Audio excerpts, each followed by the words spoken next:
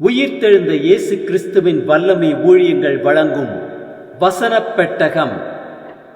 இயேசுவே கர்த்தர். இயேசுவையே தேவன் ஆண்டவரும் கிறிஸ்துவுமாக்கினார். இயேசுவே ராஜாதி ராஜா, கர்த்தாதி கர்த்தா. கிறிஸ்துவே மரித்தோர் மேலும் ஜீவனுள்ளோர் மேலும் ஆண்டவர். கிறிஸ்துவே போதகரும் ஆண்டவருமாயிருக்கிறார். வசனப் பெட்டகத்தின் இன்றைய தின கருப்பொருள்: தேவனுடைய சமூகம். God's presence is described as presence of God deals with the ability of God to be present with human beings, implying a close and personal encounter with the Lord. God's presence is filled in heaven. God's presence provides comfort in times of trouble or anxiety.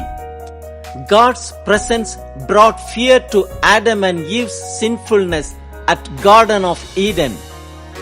God's presence cast light on Isaiah's sinfulness. God's presence is at the place of worship. God's presence where prayer is heard.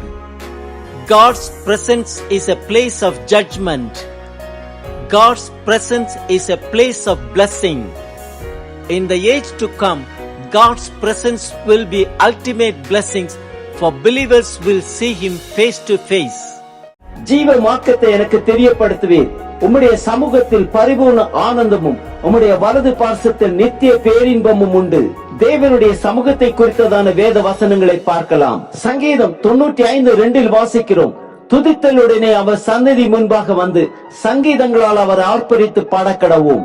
சங்கீதம் 139:7 முதல் 10 வரை உள்ள வசனங்களில் வாசிக்கிறோம்: உம்முடைய ஆவிக்கு மறைவாக எங்கே போவேன்?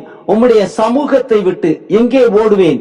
நான் வானத்திற்கு ஏறினாலும் நீர் அங்கே இருக்கிறீர். நான் பாதாளத்தில் படுக்கை போட்டாலும் நீர் அங்கேயும் இருக்கிறீர். நான் விடிய காலத்து செட்டைகளை எடுத்து சமுத்திரத்தின் கடையாந்தரங்களிலே போய் தங்கினாலும் அங்கேயும் உமது கை என்னை நடத்தும், உமது வலது கரம் என்னை பிடிக்கும்.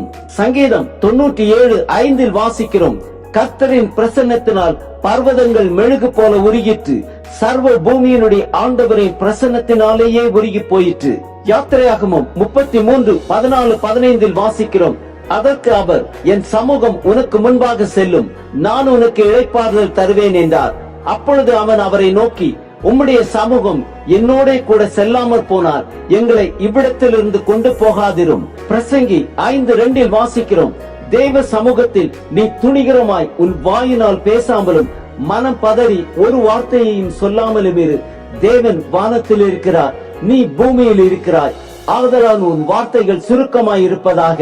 2 நாளாகமும் 5:14 வாசிக்கிறோம்: அந்த மேகத்தின் நிமித்தம் ஆசாரியர்கள் ஊழியம் செய்து நிற்க கூடாமற் போயிட்டு, கர்த்தருடைய மகிமை தேவனுடைய ஆலயத்தை நிரப்பிட்டு. சங்கீதம் 51:11 வாசிக்கிறோம்: உமது சமூகத்தை விட்டு என்னை தள்ளாமலும் உமது பரிசுத்த ஆவியை என்னிடத்திலிருந்து எடுத்துக் கொள்ளாமலும் இரும். மத்தேயு 18:10 வாசிக்கிறோம்: இந்த சிறியரில் ஒருவனையும் அற்பமாய் எண்ணாதபடிக்கு எச்சரிக்கையாயிருங்கள். அவர்களுக்குரிய தேவதூதர்கள் பரலோகத்திலே என் பரம பிதாவின் சமூகத்தை எப்பொழுதும் தரிசிக்கிறார்கள் என்று உங்களுக்கு சொல்லுகிறேன். யாக்கோபு 4:10 வாசிக்கிறோம்: கர்த்தருக்கு முன்பாக தாழ்மைப்படுங்கள், அப்பொழுது அவர் உங்களை உயர்த்துவார். ஏசாயா 59:2 வாசிக்கிறோம்: உங்கள் அக்கிரமங்களே உங்களுக்கும் உங்கள் தேவனுக்கும் நடுவாக பிரிவினை உண்டாக்குகிறது, உங்கள் பாவங்களே அவர் உங்களுக்கு செவி கொடாதபடிக்கு அவருடைய முகத்தை உங்களுக்கு மறைக்கிறது. லேவியராகமம் 10:1 வாசிக்கிறோம்: பின்பு ஆரோனின் குமாரனாகிய நாதாபும் அபியூவும் தன் தூப கலசத்தை எடுத்து அவைகளில் அக்னியையும் அதன் மேல் தூப வர்க்கத்தையும் போட்டு, கர்த்தர் தங்களுக்கு கட்டளையிடாத அந்நிய அக்னியை அவருடைய சந்நிதியில் கொண்டு வந்தார்கள்.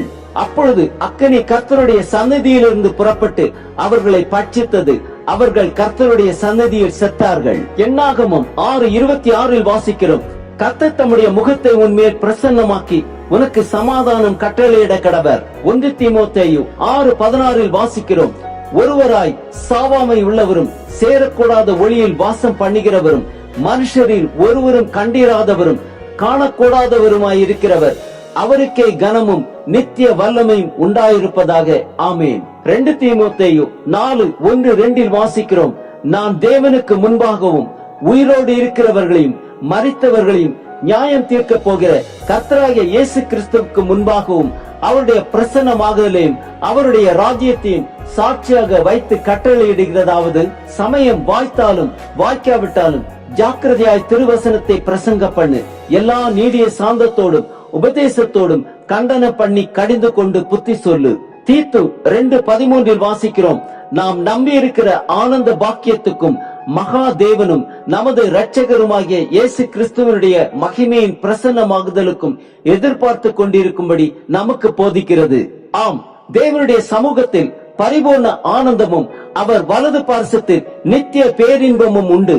துதித்தலுடனே அவர் சந்நிதி முன்பாக வந்து சங்கீதங்களால் அவரை ஆர்ப்பரித்து பாடக்கடவும்.